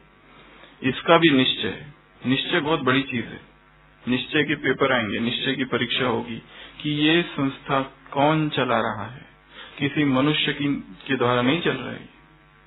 यहाँ जो कुछ हो रहा है कौन कर रहा है? स्वयं भगवान इसको चला रहा है। उसके आदेशानुसार ये सब कुछ चल रहा है और उसने हमें चुना है अपने कार्य के लिए। ये जैसे हम आगे आगे बढ़ते, हमारा ये जो निश्चय है और सूक्ष्म सूक्ष्म होता जाए। तो ये उसके बाद में दिल तख्त वाली बात तो हमने कह दी, और उसके बाद में तीसरा भी कह दिया, और फिर चौथी पार्टी से क्या कहा बाबा ने? विजय की बात कही। क्या कहा? जन्म सिद्ध अधिकार है। ये तुम्हारा कैसा नारा है? मुख का नारा नहीं है। किसका नारा है? कौन सा नारा है? प्रैक्टिकल जीवन का नारा है। कौन सा नारा? विजय हमारा जन्म सिद्ध अधिकार है। विजयी आत्माओं के लक्षण क्या बताया बाबा ने? विजयी आत्मा सदा खुश रहेंगी, सदा हर्षित रहेंगी। दुख की लहर वहां आ नहीं सकती। किसी भी सर्कमस्टांस में भी, कैसी भी परिस्थिति हो, हर्षित रहेगी। रात समाप्त हुई, प्रभात में आ गए, दुख की दुनिया से किनारा कर लिया। कितनी काव्यात्मक भाषा है ये, पोएटिक। प्रभात में आ गए, सुबह हो गया है। तो विजयी आत्माओं की पहली निशानी जो है वो है खुशी। दूसरी निशानी क्या है विजयी आत्माओं की? जो बाबा ने ये लिखा है, उनका झंडा सदा लहराते रहेगा, नीचे नहीं आएगा। विजय का झंडा पक्का है। प्रश्न पूछा है बाबा ने। और इस मुरली से छोड़कर जो विजयी होते हैं, जो विनर्स होते हैं, उनकी क्या निशानी होती है? क्या होता है उनमें? सोचो, एक राजा बहुत बड़ी लड़ाई जीतकर अपने राज्य में वापस आ रहा है, हाथी पर बैठा हुआ है, सारा गांव नगरवासी सारे खड़े हैं, तो वो सब देखकर उसे क्या लगता है? बस नशा, उसको नशा रहता है ना कि मैं विजयी बनकर आया हूँ। तो विजय की निशानी है नशा, विजय की निशानी है खुशी, विजय की निशानी है, और क्या होता है उसमें? सोचो, जय जयकार होता है। उनको क्या लगता है अपने बारे में? आत्मविश्वास, सेल्फ कॉन्फिडेंस बढ़ जाता है ना। जितनी बार सोचो आपकी एक कमजोरी है, आप कई समय से उस पर प्रयत्न कर रहे हो ताकि वो चली जाए, और एक दिन चली जाती है तो थोड़ा सा कॉन्फिडेंस बढ़ जाता है। अगर ये कमजोरी गई तो अभी दूसरी भी जा सकती है। तो एक करके एक, to slay each passion each day, एक एक कमजोरी को एक एक दिन छोड़ना है, विजय प्राप्त करना है उसके ऊपर। तो नशा चढ़ेगा ना। तो नशा, आत्मविश्वास, और क्या होता है? विजयी आत्मा, उसकी आंखों में चमक होगी, गर्व महसूस करेगा वो। समझेगा ना, मैंने ये कर दिया तो और भी बहुत कुछ कर सकता हूँ। उसका लेवल जो है ना सेल्फ कॉन्फिडेंस का बहुत ज्यादा बढ़ जाएगा, और उसको कोई छोटी मोटी चीज की कोई चिंता नहीं होगी, निश्चिंतता रहेगी। पर खबरदार भी रहेगा, सतर्क भी रहेगा, अलर्ट भी रहेगा, वॉचफुल भी रहेगा, विजिलेंट भी रहेगा। और तो ये सब निशानी है विजयी आत्माओं की। तो बाबा ने तो क्या कह दिया है कि तुमने कल्प कल्प अनगिनत बार विजय प्राप्त की है। कोई छोटी बड़ी बात नहीं है तुम्हारे लिए। तुम संपूर्ण पवित्र बने हो कल्प कल्प, कोई बड़ी बात नहीं है। तो अभी भी बन सकते हो। संपूर्ण पवित्रता, यहां तक तुम्हारे स्वप्न भी पवित्र, संकल्प पवित्र, हर बोल शुद्ध पवित्र श्रेष्ठ महान वरदानी समान युक्त, ये हुआ है। ऐसा लगता है कि कभी कभी लगता है ये सब जो बाबा बातें कर रहा है ये सब असंभव सी है, परंतु भगवान कह रहा है कि तुमने ही ये किया है और अनगिनत बार किया है। तो ये हो सकता है, ये संभव है। विजय हमारा जन्म सिद्ध अधिकार है। तो 4 पार्टियों से बाबा ने बात की, 4 ग्रुप से, और मुरली चलाई। ये था आज की अव्यक्त वाणी। अभी अभी बाबा ने जो मुरली चलाई वो पढ़ी है किसी ने? 15 दिसंबर की, जिसमें बाबा ने कहा ना, क्या ले लो और क्या दे दो, फिक्र दे दो और फकूर ले लो। उसमें भी 3 तख्त वाली बात थी। उस मुरली में और एक बहुत अच्छी बात है जो यहाँ पर सुनाई नहीं गई, वहां पर तो कट कर दिया। संडे और गुरुवार क्या करो? संडे को जैसे दुनिया में छुट्टी होती तो तुम्हें अपनी कमजोरी को छुट्टी देनी है, तो आज क्या है? संडे। तो आज संडे को एक कमजोरी को छुट्टी दे दो। सबको दिए तो बहुत अच्छा, एक से चालू करो तो धीरे धीरे सारी छूट जाए। तो संडे को एक कमजोरी को छुट्टी दे दो और गुरुवार को वरदान ले लो। गुरुवार किसका दिन है? सदगुरु का दिन है, तो गुरुवार को वरदान ले लो एक। ये दो कार्य उसमें बाबा ने दिए। समय और संकल्प की तरफ ध्यान, ये भी एक बात उसमें कही है। 3 तख्तों की बात कही है, एक स्वराज, एक भ्रुकुटी का तख्त, एक स्वराज, एक तो भविष्य तख्त और एक बाप का दिल तख्त। ऐसे 3 तख्त की बात भी उसमें कही है बाबा ने। तो कहने का भाव, रोज जो मुरलियां चल रही है और जो बीच बीच में अव्यक्त मुरलियां चलती है संडे को, और बीच में जब बाबा आते हैं, तो इन सारी मुरलियों का हमको क्या करना है? स्टडी करना है। हमारी स्टूडेंट लाइफ है, एक दिन भी मिस न हो। क्योंकि बाबा ने क्या कहा है, मैं तुम्हें गुह्य बातें बताता हूँ, तुमको मैं नई नई बातें बताता हूँ। शायद जिस मुरली को हमने मिस कर दिया, उसी मुरली में कोई ऐसी एक पॉइंट होगी कि हमारी 10 साल से एक कमजोरी चालू थी, वो पॉइंट सुनते ही चली गई। इसके लिए उसमें खजाना है। ये उसका एक बार पढ़ना नहीं, शास्त्र में लिखा है पाठ करते हैं। गीता का पाठ होता है, पाठ अर्थात बार बार पढ़ना, एक बार पढ़ना नहीं। पाठ शब्द का क्या अर्थ होता है? बार बार पढ़ना। आपने मधुबन की दिनचर्या वहां लिखी है हिस्ट्री हॉल के आगे, पढ़िए ना, मधुबन की दिनचर्या। उसमें 2 और 4 बजे के लिए एक शब्द लिखा है। क्या करते हैं वहां पर? 2 और 4 के बीच के लिए एक शब्द है, स्वाध्याय, सेल्फ स्टडी। स्वाध्याय अर्थात सेल्फ स्टडी। तो रोज क्या करना है? सेल्फ स्टडी करनी है, पढ़ाई करनी है थोड़ी सी बैठकर। स्टूडेंट देखा है ना कैसे पढ़ाई करते हैं? एग्जाम आती है तो सब भूल जाते हैं, 10वीं 12वीं या मेडिकल में तो हमारा ऐसा है कि एक कमरे में बंद हो जाते हैं बस। पोस्ट ग्रेजुएशन की जब स्टडी करते हैं, दुनिया से कोई खबर ही नहीं, कोई खबर नहीं दुनिया की। दिन रात पढ़ते रहते हैं, सारी दीवारों पर वही लगे रहते हैं फॉर्मूले। मलेरिया, ये बीमारी, उसकी ये ड्रग्स, उसकी ये बीमारी, इसकी ये इलाज, ये इन्वेस्टिगेशन, सब जगह वही लगा रहता है। दिन रात ऐसा नशा रहता है पढ़ाई का। तो ये भी क्या है? पढ़ाई। इसको हल्का नहीं करना। मुरली का महत्व, मधुबन का महत्व, ये 2 चीजें ऐसी है, इसको कभी भी हल्का नहीं करना जीवन में। जो रोज की मुरली है उसका गहन डीप स्टडी करनी है, उसकी ऐसी कोई पॉइंट उसमें से निकालनी है। और कहाँ करनी है? ये भी बाबा ने कहा है, एकांत में। मुरलियों में आता है ना, स्टूडेंट क्या करते हैं? एकांत में जाकर पढ़ाई करते हैं। तो एकांत में पढ़ाई करनी है, फिर उसका डिस्कशन भी करना है, उसकी चर्चा भी करनी है। बाबा ने एक मुरली में कहा है कि मुरली की चर्चा करना ये ब्राह्मणों का कर्तव्य है। क्या शब्द यूज किया? ड्यूटी। क्या हम वो कर रहे हैं?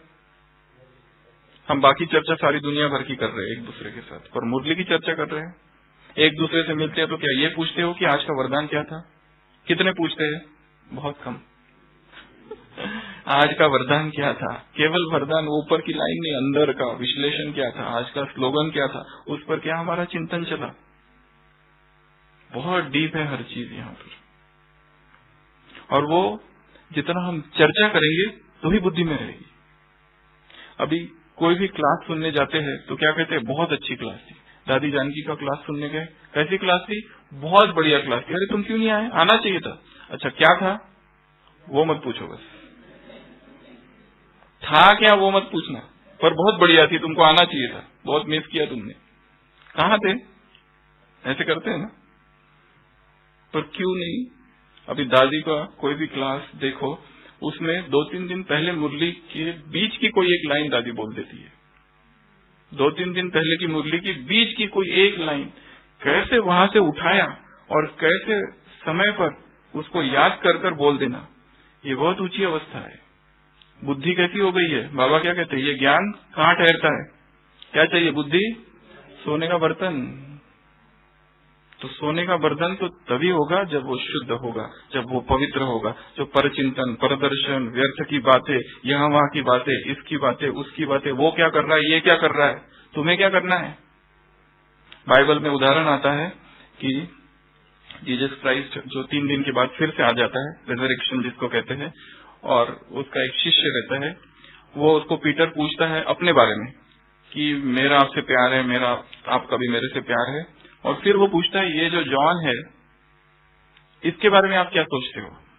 वो उसका कहता है वो उसका और मेरा है, what is that to you? तुम्हें क्या करना है उससे? क्या वाक्य है? What is that to you? That is between him and me. मैं उससे कितना प्यार करता हूं, तुम्हें उससे क्या लेना देना है? तो यहाँ पर हम यहाँ क्यों आए इसको भूलना नहीं है कभी भी। मधुबन में क्यों आए? इधर उधर की बातें करने, प्रदर्शन करने, किसी की गलतियां निकालने, ये करने आए थे? परचिंतन करने, संसार की चर्चा करने? यहाँ आए किस लिए थे?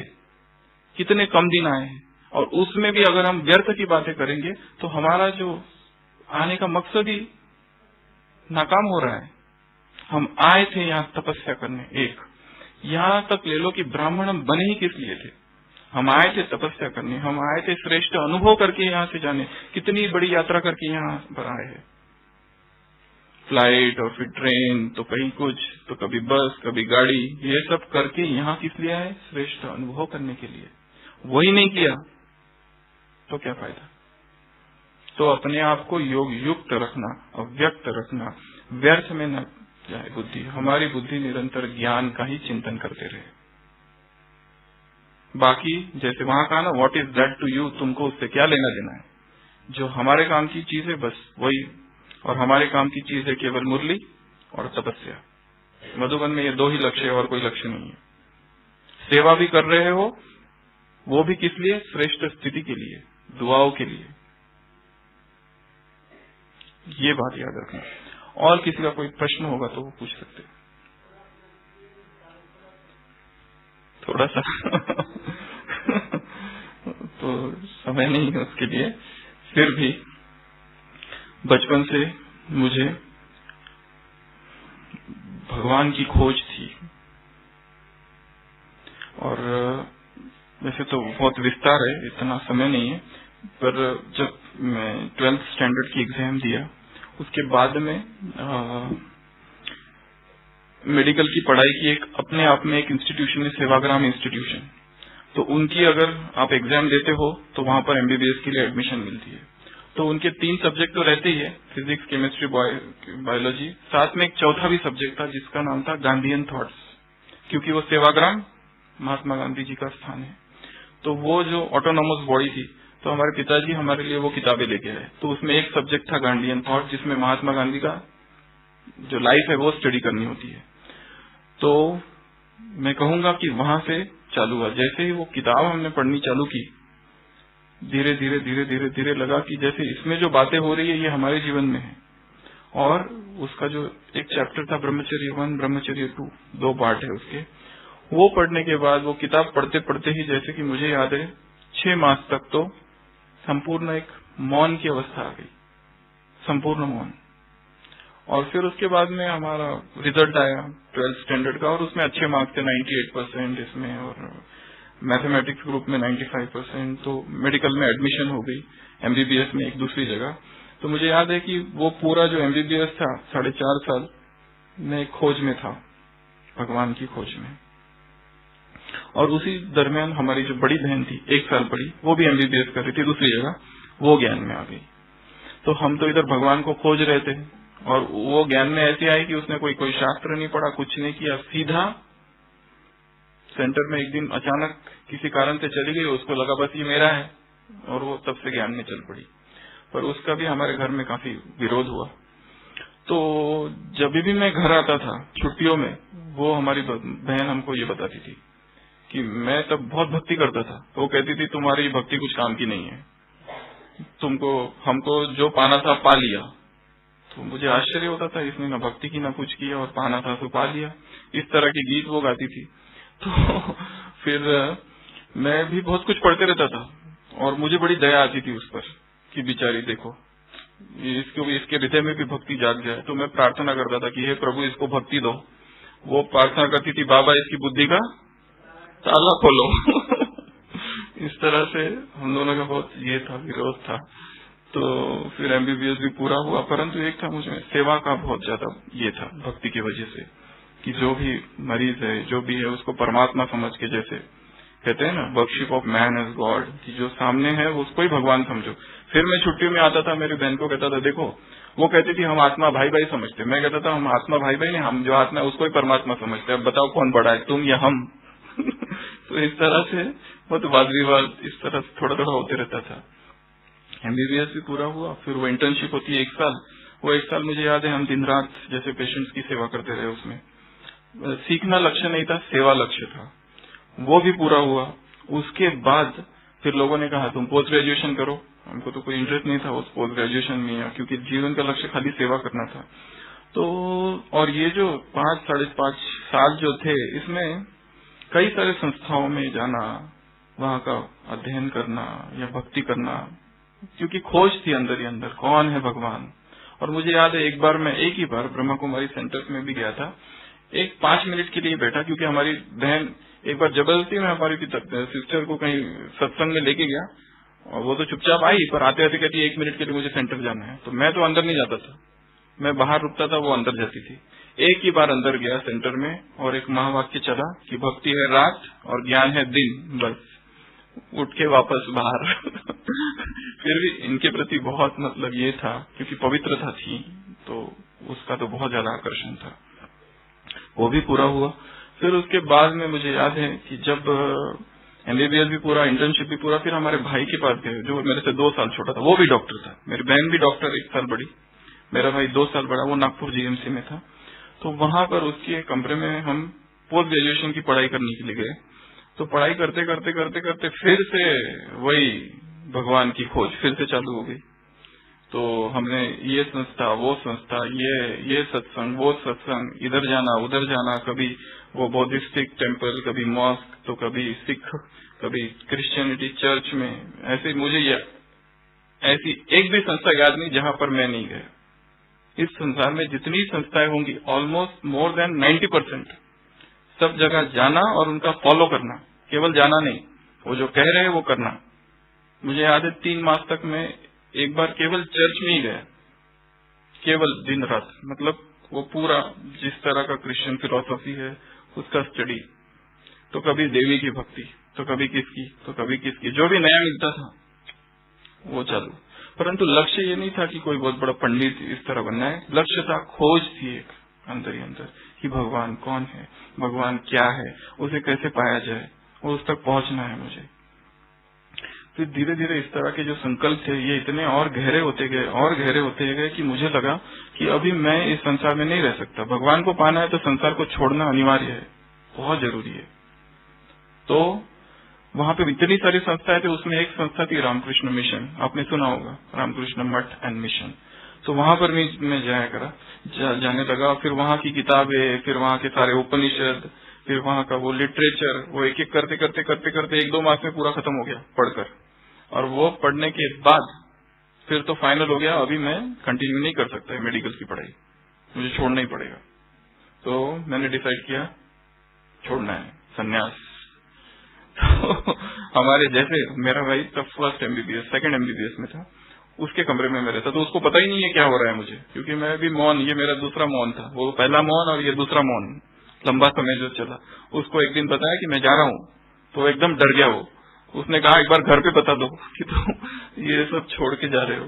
तो फिर हमने घर पे बताया, तो बहुत जबरदस्त विरोध, बहुत मतलब बहुत, बात मत पूछो। कम से कम 150 लोग हमको समझाने के लिए आए कि भाई तू यही सब कुछ कर, तुम्हारे लिए यहाँ क्लिनिक खोल के देते हैं, ये करके देंगे, वो करके देंगे। वो गणपति को पानी में डुबो दिया, फिर हमारी माता जी ने, संकट आ गया तो डुबो देते हैं ना। तो इस तरह से हमारे पिताजी ने भी बहुत कोशिश की, एक बहुत बड़ा लेटर लिखा था 6 पेज का, to Atal Bihari Vajpayee, my son has been hypnotised by Ramakrishna Mission, ऐसे तरह का कि कुछ करो, इसको बचाओ, नहीं तो हमारा पूरा ये हो रहा है, ऐसे ऐसे करके बहुत कुछ चला ऐसा। फिर और एक बात आई, जब हमारे पिताजी को हम लेके गए रामकृष्ण मठ मुंबई में, और तो हमारे पिताजी ने कहा कि भाई इसके नाम पर बैंक का लोन है, वो कौन देगा। वहाँ के जो हेड थे ना, स्वामी मठाध्यक्ष, उनसे कहा। फिर उन्होंने कहा कि भाई तुम उनका लोन पूरा पे कर दो, क्योंकि MBBS में हमारे लिए लोन लिया गया था। फिर हम आए, एक जगह जॉब किया 6 मास, वो भी गवर्नमेंट जॉब। वो 6 मास में हर महीने का बैंक लोन चुकता किया, फिर तुरंत रेजिग्नेशन लेटर दे दिया। फिर भी हमारे पिताजी फिर गए और जो हायर ऑफिशियल थे उनको कहा इनका रेजिग्नेशन लेटर देना नहीं, क्योंकि ये मेडिकल प्रोफेशन को ही छोड़ के जा रहा है। तो वो हो गया।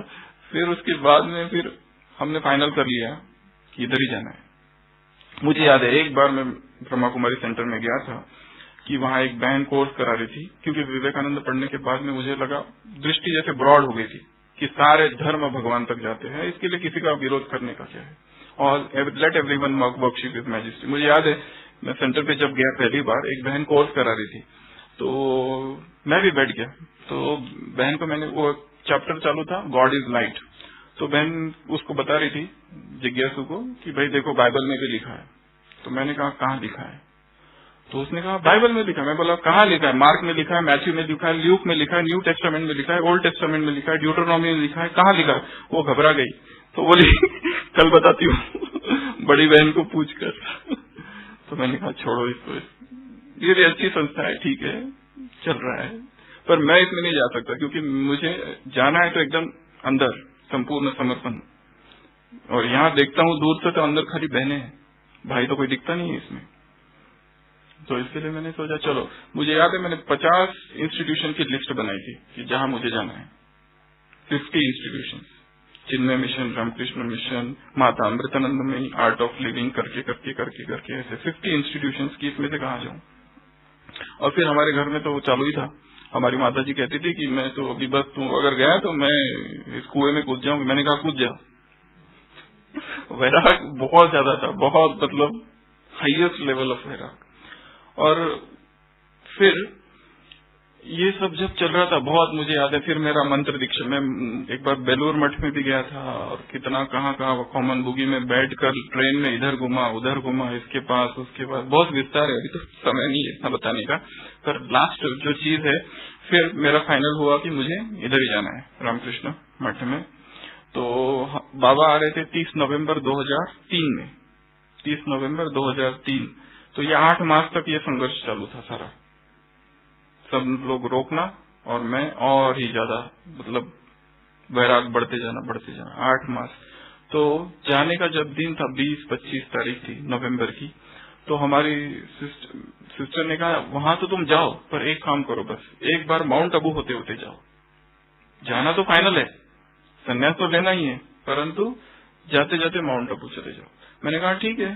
तो वो हमको इधर लेके गए नागपुर सेंटर में।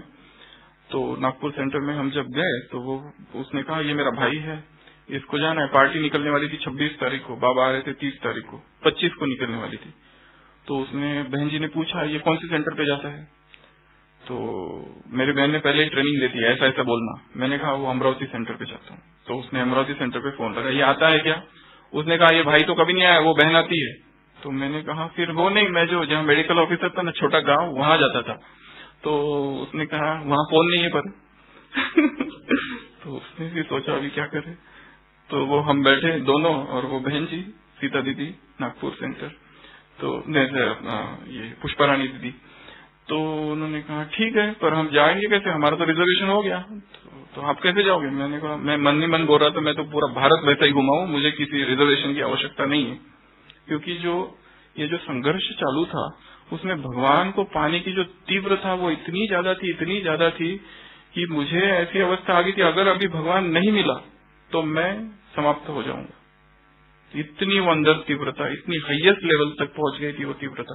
क्योंकि जो भी मैं करता था उसका विरोध होता था। सत्यनारायण की पूजा, कुंडली, फिर वो कई लोग मुझे समझाने के लिए आए, कई सन्यासी मुझे समझाने के लिए आए, कई गृहस्थी मुझे समझाने के लिए आए कि भाई तू इधर रह के सब कुछ कर। मुझे 6 ऐसे अननोन लेटर्स आए, जिसमें इस तरह के लेटर थे एक सन्यासी के कि मैं रामकृष्ण मिशन में हूँ, मैं भी MBBS था और मेरे साथ धोखा हुआ और अभी मैं बहुत फ्रस्ट्रेशन हूँ, इसके लिए तुम बताना।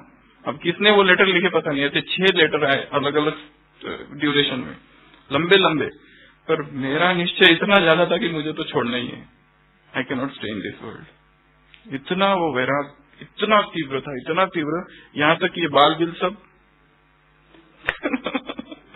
तो उसके बाद जो लास्ट पार्ट है वो ऐसा है कि हमारी बहन ने कहा एक बार यहाँ, हाँ, तो हम सेंटर पे थे, तो उसने कहा ठीक है, रिजर्वेशन नहीं है। फिर दूसरे दिन मुझे याद है, मैं कॉमन बोगी में बैठा, वो पूरी पार्टी रिजर्वेशन कंपार्टमेंट में।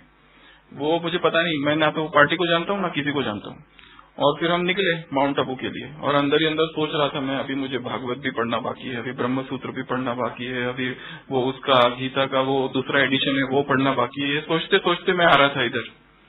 तो यहाँ पहुंचा, और कहाँ जाना है वो मुझे पता नहीं, कौन आ रहा है मुझे पता नहीं, कुछ भी पता नहीं। वो पार्टी, उसमें से वो बहन खाली, उसका चेहरा थोड़ा पता था कि ये बहन साथ है।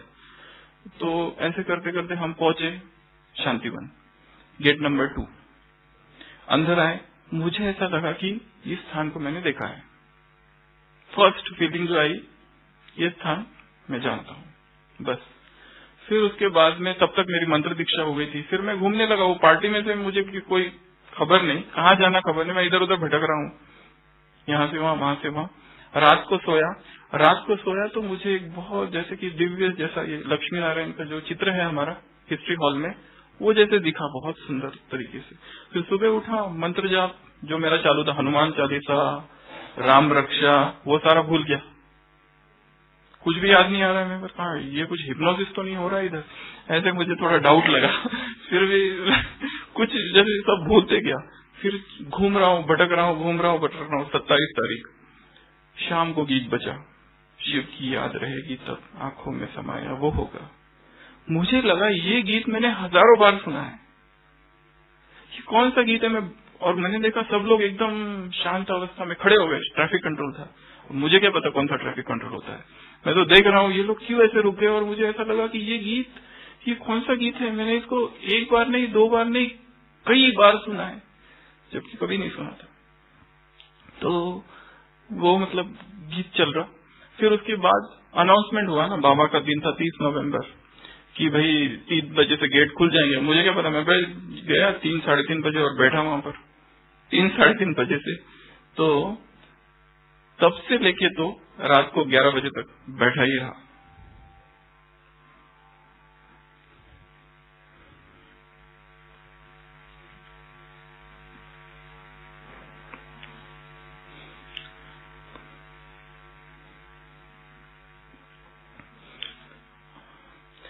मुझे याद है कि मैंने हमारे पिताजी से कहा था कि अगर मुझे कोई रोक सकेगा तो भगवान खुद ही रोक सकता है।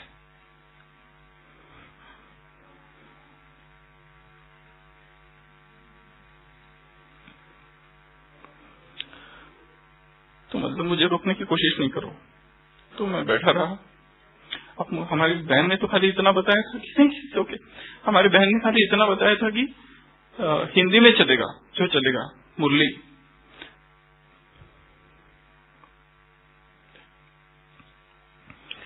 तो और मैं देख रहा हूँ कि मैं बैठा हूँ और बाबा आए। क्या मुरली चली मुझे पता नहीं, कौन आया मुझे पता नहीं, वो क्या सभा है वो मुझे पता नहीं।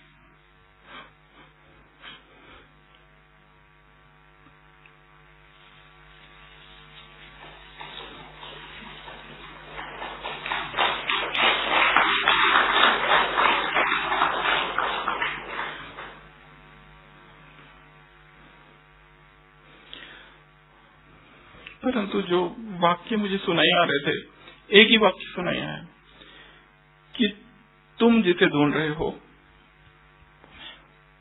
वो मैं हूं। ये वाक्य मुझे सुनाया, बस। बाकी कुछ सुनाई नहीं आया, बाकी कुछ पता नहीं क्या हो रहा है, कुछ भी पता नहीं। जस्ट एक ही चीज, कितना देर में बैठा रहा और रोता रहा। कुछ भी सामने भी नहीं दिख रहा था, जस्ट जैसे कोई प्रकाश दिख रहा है, बस। इतना लंबा समय तक मुझे याद नहीं मैंने कभी इतना लंबा समय बैठा हो, या अभी भी नहीं बैठ सकता। मतलब इतना लंबा समय 3:30 बजे से बैठा 11 बजे तक, और इतना पक्का निश्चय था कि बस तो मुझे जाना ही है यहाँ से। ये अगर हो गया, मैंने यहाँ तक कि यहाँ से बस निकल जाऊंगा अभी, और जहाँ संन्यास लेना है। तो मतलब संन्यास ले रहा था किस लिए? भगवान को पाने के लिए, और भगवान उससे पहले ही मिल गया।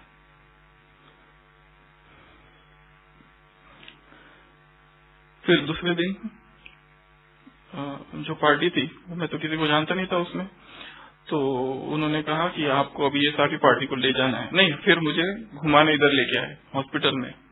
मुझे क्या पता अभी कुछ यहाँ साइट सीइंग भी होती है करके, कुछ पता नहीं।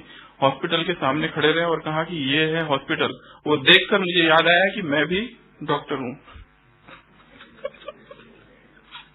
वो जो हॉस्पिटल देखा तो मैं सीधा अंदर गया। मैंने कहा इसका इंचार्ज जो भी होगा इनसे मुझे मिलना है।